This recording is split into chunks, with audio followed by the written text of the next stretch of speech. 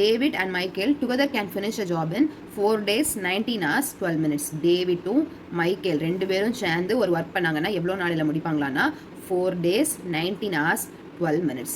If David works at 2/3 of Michael's speed, how long does it Michael alone to finish a job?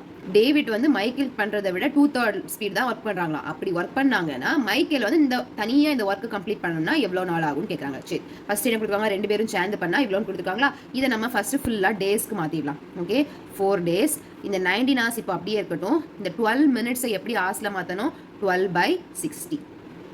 Simplify பண்ணிட்டோன்னா இப்போ இதை hours ஆகிடுச்சு. Simplify பண்ணிட்டோன்னா 1/5. Okay, இப்போ என்ன கிடச்சாச்சு, 4 days 19 1/5 hours. இப்போ என்ன பண்ணணும், ஹார்ஸை வந்து டேஸில் மாற்றணும். இப்போ ஃபஸ்ட்டு இதை improper ஃப்ராக்ஷனுக்கு மாற்றிக்கலாமா. 4 days 19 times 5, 9 5s are 45, 95, 96, 96